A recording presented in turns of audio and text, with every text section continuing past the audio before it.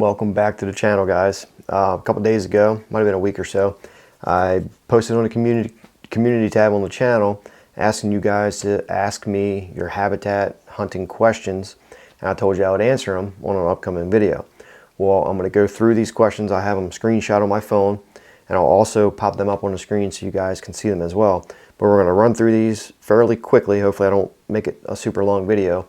But I think it was like 20 some questions or so that I screenshot, and we'll pop them up here and let's run through them. First one, what is the best overall crop to plant in a small food plot, and when is the best time to start it?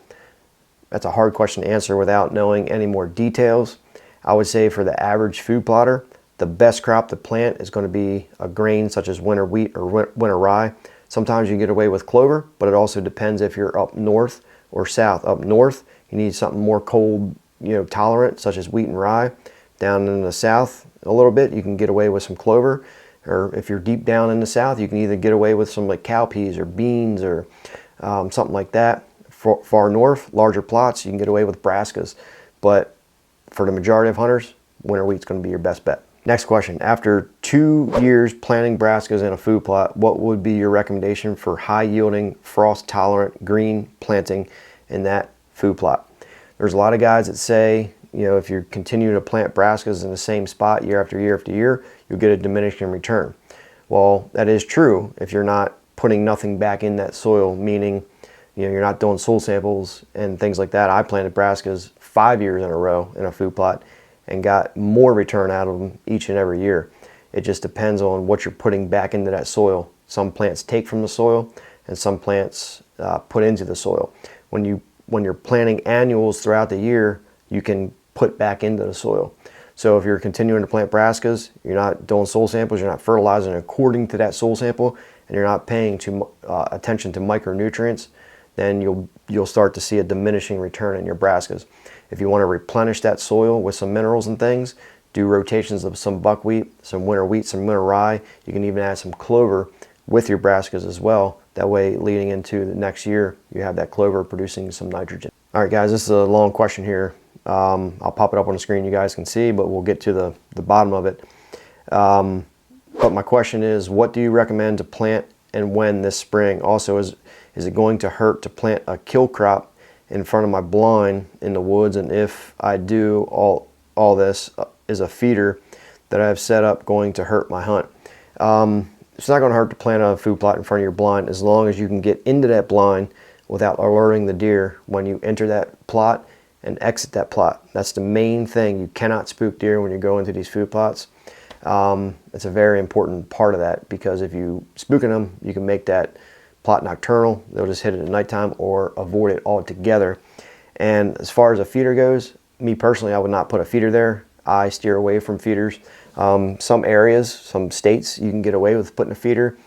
They get used to it, but there's high pressure areas, it pretty much spooks them.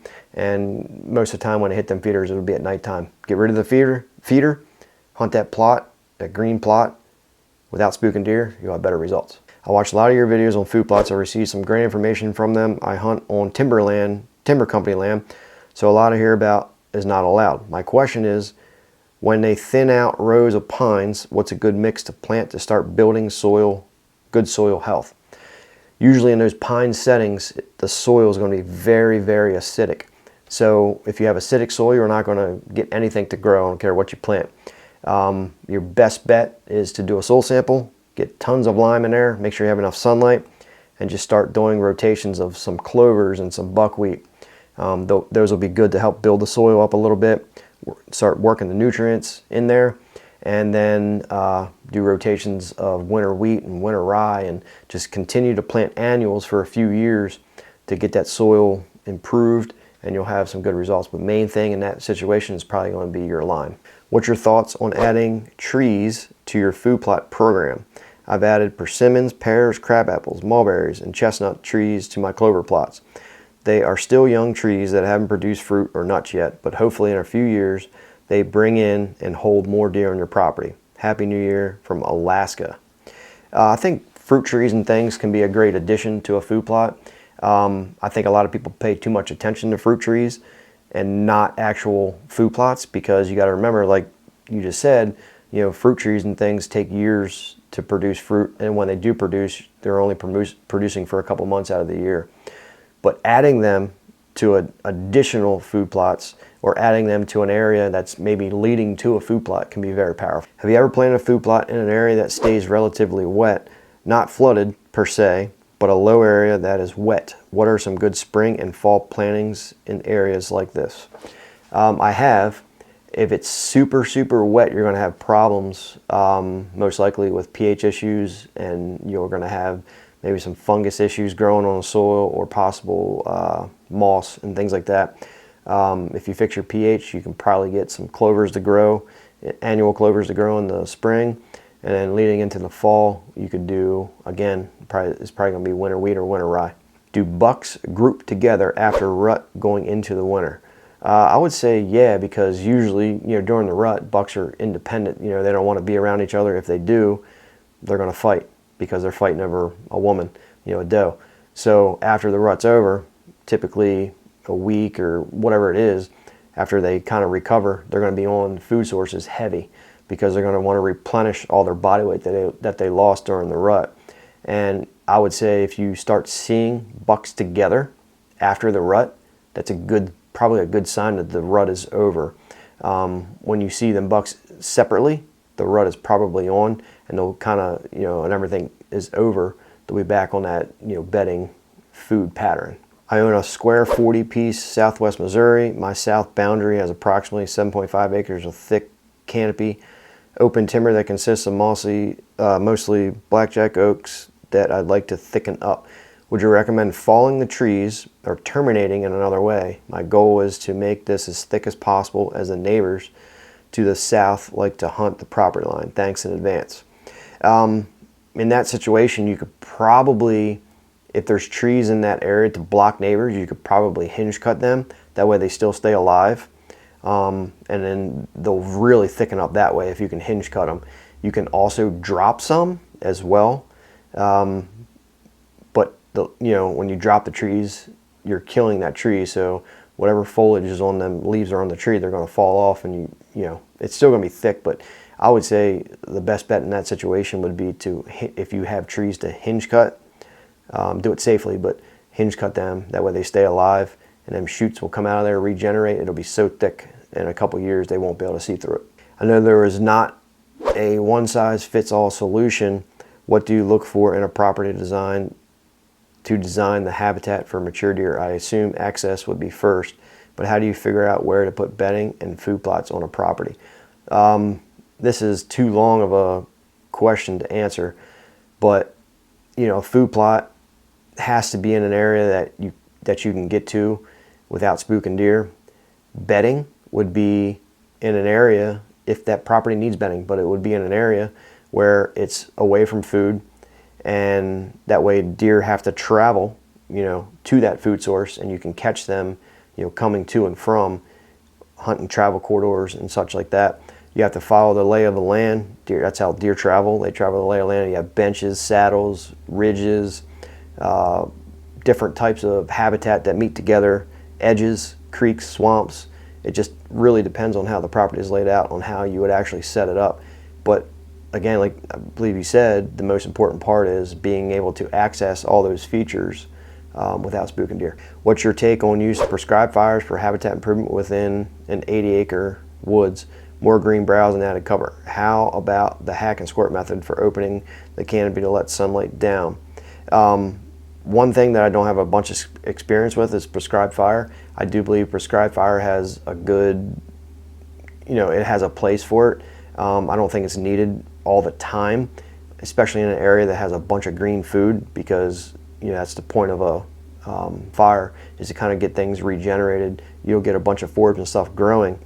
Hack and squirt, I do like hack and squirt. You kill the tree standing, it allows more sunlight in. I like to do that in those woods food plots around that plot itself. That way you're not dropping trees around the plot, kind of blocking stuff. You're just killing that tree to allow more sunlight down to that food plot. I'm from Canada, a 150 acre chunk, mixed hardwood and soft with a water source on it. With a few open flats, I'm looking to plant the open fields with a food plot. What would you recommend to plant that hold deer all year, trying to get away from bait piles, not afraid of putting in the work? Canada. In those situations up there, your best bet's going to be probably like a brassica food plot, winter wheat, winter rye, and clovers, in the spring and summer. It's going to hold deer, but you may not need that. I don't know your property. You may not need to put a spring and summer food plot in. It just really depends on what your goals are and how big that plot actually is. I have a small plot, but it doesn't get much sunlight. Should I try to plant it or continue to put out corn? Well, if the biggest indication, if you don't have enough sunlight, let's say you go in there and you plant some clovers. If that clover grows very fast and tall, 4 or 5 inches, you get a heavy rain or a wind and that plant flops over and lays flat on the ground, you don't have enough sunlight because it can't chase that sun. So that would be an experiment. You could look up, see if you have enough sunlight. But obviously if you don't have enough sunlight, you can't get nothing to grow, work on your bait piles. If you only have one caliber to choose from to hunt deer, what would it be? Simple answer, it's underrated, but a .243. Looking at purchasing 40 acres of deer hunting within 2 hours of home. Where should I store a side-by-side, sprayer, trailer, etc.? Build a shop, rent a storage unit, etc., leaning toward a shop metal building. If you have the means on the property, for sure, build something there to keep it on. A good option is, like you said, a storage unit. You could, you do that. I've done that before. But if you have the means to build a shed, I would definitely do that on the property for sure. Looking into doing a food plot for late season hunting in North Georgia. On a small property, only have about under an acre to do a plot. Also pretty uneven ground, so would need to be a no-till food plot. Any recommendations? Georgia, I would look at planting some clovers. You can even do, like, oats would do very well. Buck forage oats would do very well in Georgia. If you're planting spring and summer, you could do cowpeas or some kind of soybean. It just really depends. It's a hard question to answer without knowing anything else. You could plant buckwheat even, really, if you're doing like a no-till situation. Buckwheat works good with that. Wheat would work well, and you can go from there. What is the best spring-summer food plot for South Carolina? Again, it's a hard question to answer because I don't know your property. South Carolina, you could be looking at some clovers or some brassicas, even soybeans, buckwheat. There's a lot of different options for that. In a general statement, I would say in the spring you could plant some sort of buckwheat. You could plant beans or cowpeas if needed, if you have a large enough plot. In the fall, you could do winter wheat or even annual clovers would do very well in that situation. What should I plant in South Louisiana pines? The woods are pretty open and there's a big 8-point on camera. I want to know what to plant with minimum acreage, 8-acre parcel with a house, so I have like 4 acres to hunt. Again, hard question to answer. I would consider maybe some clovers, beans, cowpeas, soybeans, winter peas, even winter wheat. But pay attention to that pH in the soil. What's your occupation and life story in a nutshell?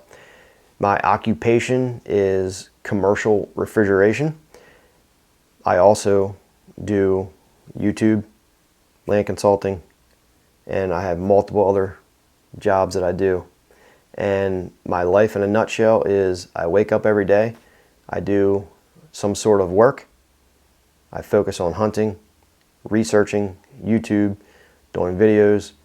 I never stop. I'm always on the go, always doing something. I'm an easygoing person most of the times. I pretty much get along with everybody, and you'll always catch me out doing some sort of work, whether it's working on a car, doing hunting, not so much into fishing, but I've been working since I was 12 years old, helping on a farm and doing different types of jobs and things like that. And I don't really follow the current hype of things. I kind of always do what I want to do, and I don't really care what anybody else does or what the hype of something is. I'm going to do what I want to do, and that's just how I am. What are the best ways and what to use for optimal antler growth, and what months are prime? Can multiple answers, not looking for one specifically. Antler growth really depends on a lot of factors. Your biggest factor is going to be birthdays. Giving the deer birthdays and allowing them to mature is your best bet. It's hard to grow a deer. You need pounds and pounds and pounds and acres and acres and acres of green manicured crops with nutrient-rich soils to actually physically grow deer and help them in any way, shape, or form. It takes a lot of work, a lot of nutrients and things like that with green food and browse, having tons of natural browse. Your best situation though, there's no magic bean out there. There's no magic thing that you can dump on the ground or anything that's going to grow a deer in 2 months or 3 months or a year. It takes years and years and years of hard work to be able to see that impact. You discussed prescribed fire. Again, this is an area that I don't really have much experience with. Prescribed fire can be a beneficial tool. That's what it is, a tool out of many tools that you can use on your property, but it's can be a beneficial tool. A lot of times they use it in pine areas to get rid of that thatch on the ground, heavy hardwood settings where maybe you're opening up the canopy a little bit and then doing a prescribed fire and allowing that sun to hit the soil, allow a lot of forbs and things to regenerate. Or hillsides or grassy fields that kind of set them back a little bit and help them regenerate. I think it's a good tool. I've never actually been involved with prescribed fire. I know people that do it. I've researched it a little bit, but that's really kind of all I have to say about it. Should I use lime in my food plots or should I use fertilizer? Because this year I put chicken poop in my food plot and it worked great, but the deer never went to the food plot. Chicken poop can be a good fertilizer for your food plot. I would start with a soil sample and that'll tell you exactly what you need instead of just kind of throwing stuff at it and wondering, do I need to add lime or do I need to add fertilizer? If you just do a soil sample, it'll tell you exactly what you need to do. We have only 10 days left in our season. Our deer is nocturnal. Can anything be done to change their pattern of daytime? 10 days, there's a lot of situations where it just can be heavily pressured to where, even if you stay out of that woods for 10 days and let them rest, it may not be enough time for them to recover. It could be a situation where your property has no food. There's just too many things to, consider. But I mean, if you're not baiting, if you're in a baiting state, maybe throw out some corn, put a camera on it and see if you can get anything to come in during the daylight. I just don't know your property and how it's set up and what's around or why the deer are nocturnal in your area. Have 3/4 acre food plot, planted turnips and rape in them last 2 years, overseeded with winter rye each year. Will I be okay doing the same thing year after year? I'm in Minnesota. Planted turnips and rape in them the last 2 years, overseeded with winter rye. Yeah, I answered this earlier. Another person kind of asked a similar question, but yeah, you can plant brassicas over and over and over. Yeah, it's good to kind of rotate things out every couple years, but I've done it, brassicas in the same plot 4 or 5 years in a row. As long as you're rotating things, planting annuals, you're giving back to the soil instead of just constantly taking from the soil, and you're doing soil samples to kind of replenish, the NPK that you may lose or the micronutrients that you may lose. Doing a soil sample and then asking for the micronutrient test as well will help you so you don't have a diminishing return in your brassicas. Feeding deer in winter months. Best food plots for northern states that get frost early. How to create bedding near agriculture areas. Feeding deer in the winter months, again, could be you're using a food plot. You have acres and acres of green food that you're using, or you have tons of hardwood regeneration and woody browse that the deer are consuming in areas where you're allowed to bait. Baiting can be, you can feed deer with corn and maybe like roasted soybeans or something. I would not recommend just throwing corn at them, right away in the winter months if they haven't had corn all year, because you can actually kill the deer. There's been lots of research on that, and I would just kind of stay away from that. But feeding deer, it's a wild animal, so it's hard to say that you're feeding them unless you're putting out green food, tons and tons and acres of food plots, and then having woody browse. But I mean, you could have a mix of acorns and fruit and nut trees and food plots, woody browse, regeneration, bushes, shrubs, briars. That's how you feed deer naturally. Best small food plot crop 10-acre parcel of land. Winter wheat. Easy one. All right, guys. I think I answered all the questions. If I missed some, let me know. I went through and I screenshot everything real quick, but I think I got everything. Any questions, drop them down below. Hope you enjoyed the video. Subscribe if you guys are new. Give the video a thumbs up. I'll see you guys on the next video. See ya. Thanks for watching this video, guys. If you want more information on food plots, soil samples, and habitat management, click this video right here on the screen. Thanks for watching. Subscribe if you guys are new.